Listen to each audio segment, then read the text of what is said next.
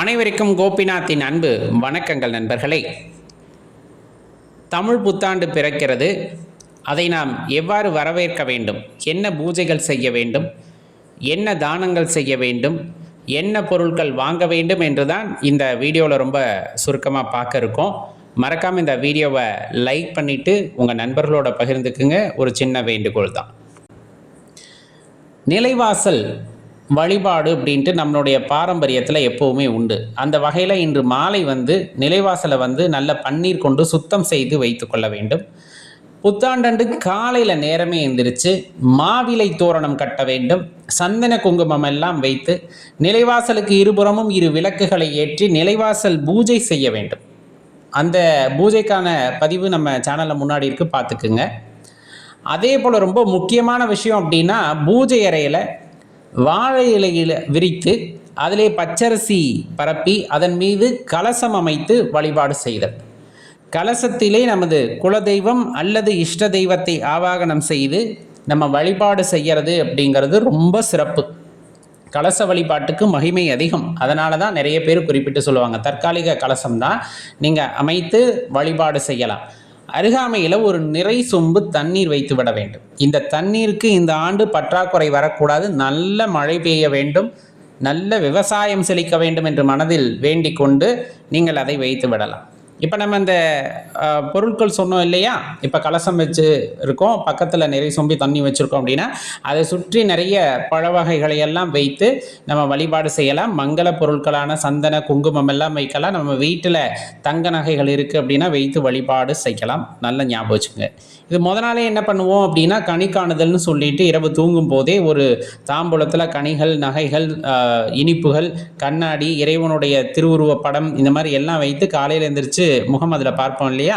இதெல்லாம் அது பார்த்ததுக்கு அப்புறமா பண்ண வேண்டிய விஷயம். இப்போ இந்த பூரண கலச வழிபாடு செஞ்சிட்டோம் அப்படின்னா உங்களுக்கு உண்மையாகவே ரொம்ப திருப்தியான வருடமாக இந்த வருடம் ஆரம்பிக்கும் அப்படிங்கிறத மறந்துட வேண்டாம். சரி, இப்போ இந்த வழிபாட்டை வீட்டில் முடிக்கிறோம் அப்படிங்கும் போது அடுத்து என்ன பண்ணலாம்? அருகாமையில் இருக்கக்கூடிய ஆலயம், விநாயகர் ஆலயமாக இருக்கலாம், முருகர் ஆலயமாக இருக்கலாம், உங்கள் இஷ்ட தெய்வ ஆலயமாக இருக்கலாம், இல்லை குலதெய்வ ஆலயமாக இருக்கிறதுனாலும் சிறப்பு, அங்கே போய் வழிபாட்டை முடிச்சிடுங்க. நவதானியத்தை இன்று வாங்குங்கள். இன்று வாங்கி கொஞ்ச நேரம் ஊற வச்சுட்டு பறவைகளுக்கு வையுங்கள். ரொம்ப சிறப்பு. நவகிரக தோஷத்தால் ஏற்படுகின்ற பாதிப்புகள் நீங்கும். இல்லை நாளே நாங்கள் ஊற வச்சிட்றோம், காலையில் நேரமே வச்சா பறவைகள் சாப்பிட்னா ரொம்ப அற்புதம், நீங்கள் வைக்கலாம். ஆனால் நவதானியங்களை வாங்கி ஊற வச்சு பறவைகளுக்கு வைத்திருங்க. வேறு என்ன விஷயம் வாங்கலாம்? இன்றைய தினத்தில் திங்கட்கிழமை பிறக்கின்றது, சந்திரனுக்கு மிக உகந்த நாள் அப்படின்னு சொல்லக்கூடியது. அப்போ அரிசி நம்ம வாங்கிறது ரொம்ப சிறப்பு. அதே போல் சுக்கிரனோட கருணையை பெற வேண்டும் அப்படின்னா கல்லுப்பு வாங்கணும் அப்படிம்பாங்க. அதே போல் துவரம் பருப்பு, இதெல்லாம் மங்கள பொருட்கள், வீட்டுக்கு இன்றைய தினம் வாங்க வேண்டிய பொருட்கள் அப்படின்ட்டு குறிப்பிட்டு சொல்லுவாங்க. அது போக நீங்கள் மங்கள பொருட்கள் வேறு என்னெல்லாம் உங்களுக்கு ஞாபகம் இருக்கோ அதெல்லாம் வாங்கலாம். அப்படி வாங்கும்போது வீட்டில் லக்ஷ்மி கடாட்சம் உண்டாகும்பாங்க. தங்கம், வெள்ளி, வைரம், வைடூரியம், இந்த மாதிரி அவங்கவங்க சக்திக்கு ஏற்றார் போல் வாங்கலாம். ஆனால் அடிப்படையில் இந்த கல்லுப்பும் மஞ்சத்தூள், அதே போல் துவரம் பருப்பு, இதெல்லாம் வீட்டுக்கு வாங்கி வருவது, அதுலேயும் குறிப்பாக கல்லுப்பை நீங்கள் சுக்கிர ஓரையில் வீட்டுக்கு வாங்கிட்டு வர்றது அப்படிங்கிறது ரொம்ப சிறப்பு. அன்றைய தினத்தில் வெல்லம் வாங்கலாம், பித்தளையில் விளக்கு வாங்கலாம், வெள்ளி விளக்கு வாங்கலாம். இல்லைன்னா நம்ம சொன்னோம் இல்லையா கும்பம், அது புதிய கும்பமாக நீங்கள் வாங்கி வைக்கலாம். பழ வகைகளில் இன்றைய தினத்தில் நல்ல இனிப்பாக இருக்கக்கூடிய பழங்கள், குறிப்பாக மாம்பழம் அப்படிங்கிறது வாங்கலாம். தேன் வாங்கிறது சிறப்பு. பன்னீர் வாங்கிட்டு வரலாம். வீட்டுக்கு வாழைப்பழம் வாங்கலாம். சந்தன குங்குமம் எல்லாம் இன்றைய தினத்தில் நிறைவாக வாங்கி வீட்டில் வைத்து வழிபாடு செய்வதும் அதை உண்டு மகிழ்வதும் ரொம்ப சிறப்பானதாக இருக்கும் அப்படிங்கிறத மறந்துட வேண்டாம். இதில் ரொம்ப முக்கியம், இன்றைய தினத்தில் ஒரு புத்தகம் வாங்கி விடுங்கள். ஒரு புத்தகம் அப்படிங்கிறது மனித வாழ்க்கையை தலையிலாக புரட்டி போடக்கூடியது. நம்ம படிக்கணும் அப்படின்னு வாங்குங்க.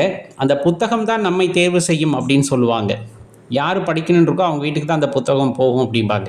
நம்ம நிறைய வாங்கி அடுக்கியிருப்போம், அதனால் நம்ம படிச்சிருக்க மாட்டோம். காரணம் இருக்கும், நம்ம வீட்டில் ஏதோ ஒரு குழந்தைகள் அதை படிக்க போகிறது அப்படிங்கிறத தெளிவாக தெரிஞ்சுக்கணும். அதனால் ஒரு புத்தகமாவது இன்றைய தினத்திலே வாங்கி வீட்டில் வையுங்க. தானம் செய்கிறது ரொம்ப சிறப்பு. என்னென்ன தானம் இன்றைய தினத்திலே செய்யலாம் அப்படின்னா, அன்னதானம் செய்யலாம். அன்னதானத்தை எப்படியெல்லாம் செய்யலாம்? காலையில் எழுந்திரிச்சு பறவைகளுக்கு சாப்பாடு வைக்கிறதுமே அன்னதானம் தான். அது நிறைய செய்கிறோம். வாசலில் கோலம் போடுறீங்க, அரிசிமா கோலம் போடுறீங்க, எறும்புன்னு ஆயிரக்கணக்கான ஜீவன் வந்து பசியாரும். அதுவும் அன்னம் தானம் தான். அதே போல் நம்ம என்ன பண்ணுறோம் அப்படின்னா, மனிதர்களுக்கே நம்ம வீட்டில் அருகாமையில் இருக்கவங்களுக்கு செய்யுங்க. வயசானவங்க, ஆதரவற்றவங்க, ரொம்ப கஷ்டப்பட்டு சாப்பிட்றாங்க, அவங்க பிழைக்கிறதுக்கே வழி இல்லாமல் இருக்காங்க, அவங்களுக்கு நல்ல சாப்பாடு வாங்கித்தாங்க. வஸ்திர தானம் செய்யுங்கள் அவர்களுக்கு. ஏன்னா நம்ம இன்னைக்கு வந்து என்ன பண்ணுவோம்னா, புத்தாடை அணிந்து கோவிலுக்கு போய் சாமி கும்பிடுவோம் இல்லையா?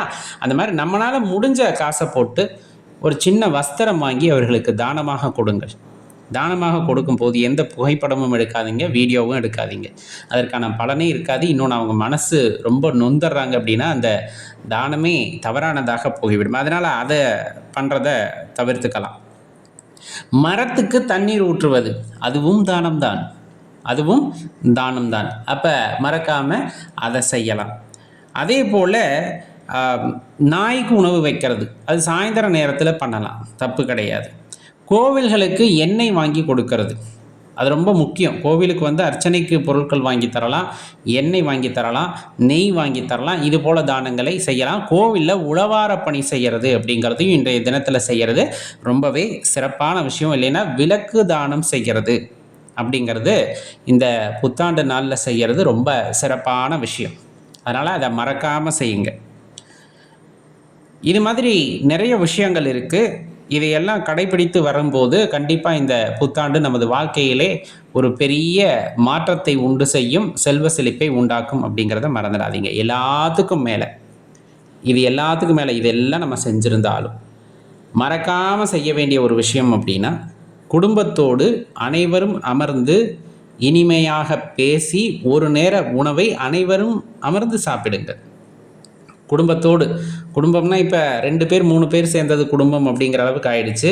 அடியேன் குறிப்பிடுவது, இப்போ கூட்டு குடும்பமாக இருக்கும் அப்படிங்கும்போது அனைவரும் ஒன்றாக அமர்ந்து இனிமையாக பேசி இந்த நாளில் வந்து ஒரு நேரமாவது சாப்பாடு சாப்பிடுவது அப்படிங்கிறது இனிமையான அனுபவங்களை கொடுக்கும்.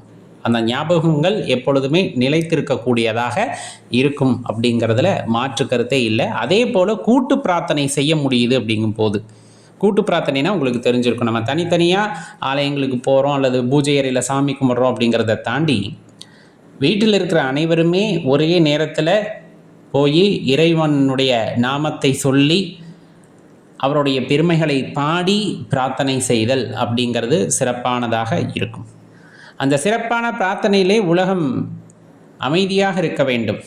எந்தவித சண்டை சச்சரவும் இல்லாமல் ரொம்ப அமைதியாக இந்த ஆண்டு மட்டுமல்லாமல் இனி வரும் ஆண்டுகளில் வந்து மக்கள் நலமுடன் வாழ வேண்டும், அமைதியாக வாழ வேண்டும், எல்லாம் எல்லோருக்கும் கிடைத்து வாழ வேண்டும் என்று மனதார வேண்டிக் கொள்ளுங்கள். கண்டிப்பாக அந்த இறைவன் செவிமடுத்து இருக்கின்ற பிரச்சனைகள் தீர்ந்து அனைத்து மக்களும் சுபிக்ஷமாக வாழ இறைவன் அருள் புரியட்டும் என்று வேண்டி விரும்பி கேட்டுக்கொள்கின்றோம். நண்பர்களே, கண்டிப்பாக உங்களுடைய பிரார்த்தனையும் அனைத்து மக்களுக்கும் இருக்கும் என்று நம்புகின்றோம். மறக்காமல் இந்த வீடியோவை லைக் பண்ணிவிட்டு உங்கள் நண்பர்களுடனும் பகிர்ந்துக்குங்க. நன்றி, வணக்கம்.